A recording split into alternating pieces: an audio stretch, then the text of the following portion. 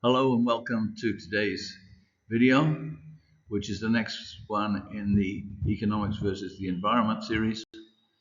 And this one is about the economic side of the debate.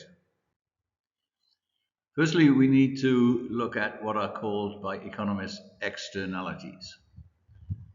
Before we go any further, you need to understand the idea of externalities. This comes from the word external, which means outside. The opposite is internal, which means inside. For example, we talk about the external walls of a house, the outside walls, and the internal walls, the inside ones. So why use a word that talks about outside? It's a way to talk about people who are not part of the economic buying and selling, the trade or the deal, but they are still affected by it.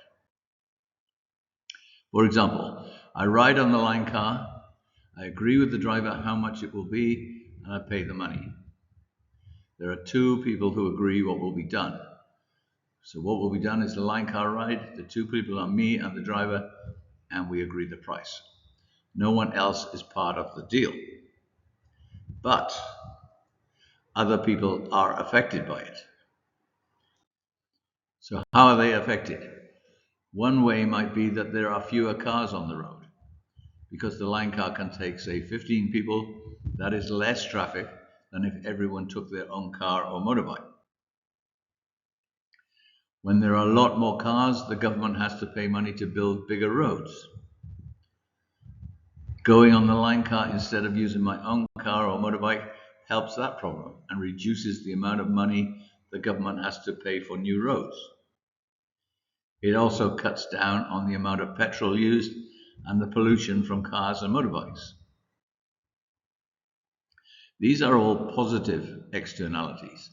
That means they weren't part of the deal between you and the line car driver when you paid for the journey, but they are good, positive, and they help the community.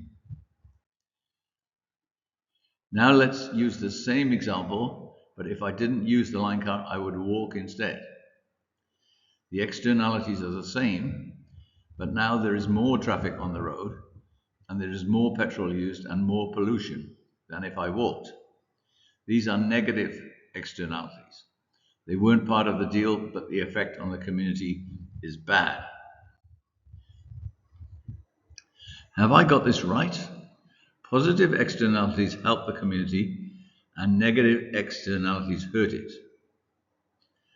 I'm going to leave a steaming pile of negative externality in the middle of the road. That's not good for the community. Almost all environmental effects from economic activities are negative externalities. If you cut down jungle and plant palm oil trees, as they're doing in Malaysia and Indonesia, you're making global warming worse and you're destroying wild animals' living space. But that's not part of the deal between the farmer and the buyer of the palm oil. It's an externality. The farmer or the owner of the land would say, that's not my problem. I'm just developing my own land so I can grow more and make more profit. So this is the test for externalities. To see if there are externalities, ask yourself, is anyone else affected who is not part of the deal? If the answer is yes, there are externalities. They can be good or bad, depending on whether the effect on other people is good or bad. So, list some of the externalities from the following activities. Smoking cigarettes. So you buy the cigarettes, you pay your money.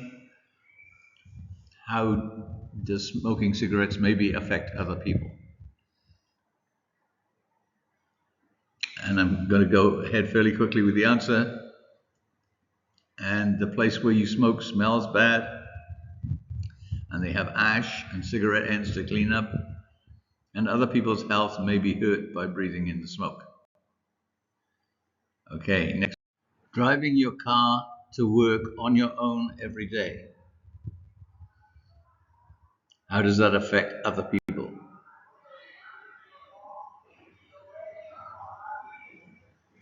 And the answer, buying a takeaway meal. Okay, here we go with the answer. Your food probably comes in a container made from foam or plastic, the worst kind of plastic for the environment, and impossible to reuse or destroy. Flying from Mandalay to Chiang Mai.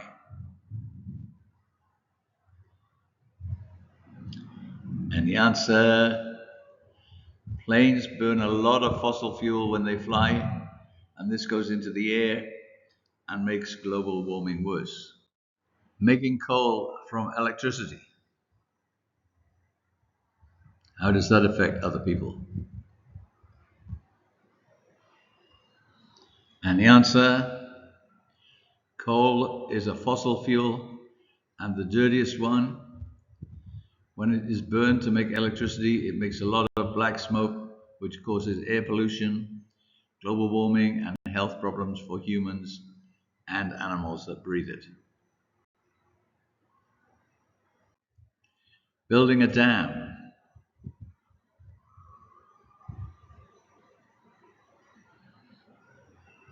Okay, here we go. While the lake behind the dam forms, it stops water going to other people further down the river. Land used for agriculture is lost under the water. Next one, drinking bottled water.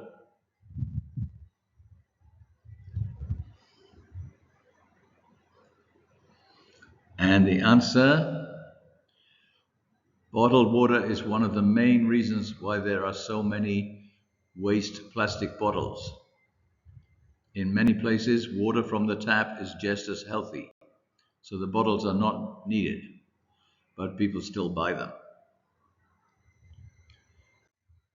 Last one, having a party at your house.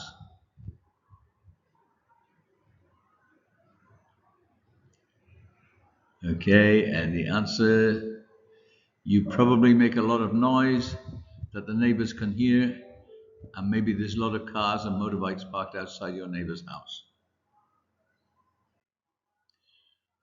Mostly people don't think about externalities when they are buying or selling something. So, for example, if I buy electricity from the electric company, we just agree how much electricity they will let me have and how much I have to pay. Neither of us has to think about the fossil fuels that will be used to make the electricity or the black smoke that will go into the sky. Okay, what is the big problem? In the past, we have not worried too much about environmental problems. So people are not used to having to worry about externalities. They get upset if you say to them, you need to do something or pay something because of the damage you're doing to the environment or the community, because they didn't have to pay for it in the past. Okay, we're going to look at some ways to make externalities part of the trade or the deal. This is a strategy used by governments in some countries, and they tax externalities. The community has to pay the cost, so they should be able to get that back from the people who caused the problem. And they're trying to use the ideas of economics to encourage better results. So here we have the guy on the left saying the government taxes the electric company for all the electricity it makes using coal. And the guy on the right is saying, and the electric company doesn't want smaller profits, so it charges its customers more. And it also tries other ways to make electricity without coal. And the guy on the left says the customers have to pay more, so they try to use less electricity. And the guy on the right, so the electric company makes less electricity and there's less pollution, which is what the government wanted. Now we're going to look at carbon dioxide tax. As you know, carbon dioxide is a gas responsible for a lot of global warming. The idea is that the businesses who put it into the air have to pay the tax based on how much they release. The economic idea behind this is that it is an expense which will reduce their profit. Therefore, they will do everything they can to reduce the amount of carbon dioxide they release so they can pay less tax. And that will help the environment. Many governments go one more step. They say that instead of paying the money to the government, the companies causing CO2 can buy what is called carbon credits from businesses who do things that reduce CO2 in the air. So trees breathe in CO2 and reduce the amount in the air, which helps to fight global warming. Businesses that plant trees get free carbon credits from the government based on how many trees they plant. And they can then sell these to the businesses that increase the amount of CO2 in the air, like fossil fuel burners.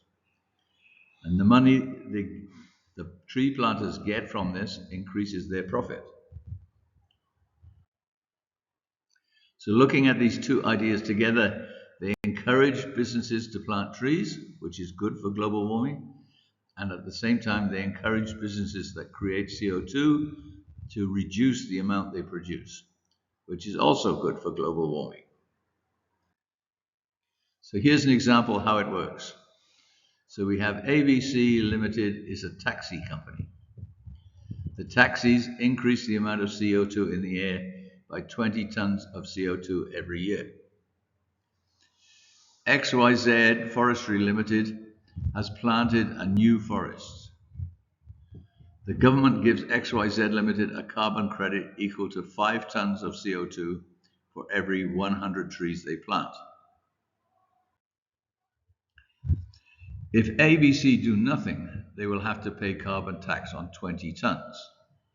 If they buy 5 tons of credits from XYZ, they will only have to pay on 15 tons. If they buy 20 tons of credits from XYZ, they don't need to pay any tax.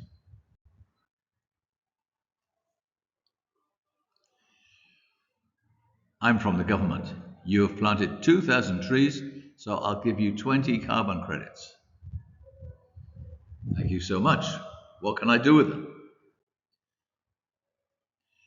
You can use them to reduce the tax you pay, or you can sell them to other companies so they can use them. How do you think the price of carbon credits is decided? It's our old friends, supply and demand. If more people plant trees, the supply of carbon credits will go up and the price will go down. If more businesses release CO2, the demand for credits will go up and so will the price. A lot of these schemes have not worked very well, but they are examples of how some governments are trying to use supply and demand market forces to solve the problem. And this is the end, my friend. See you next time.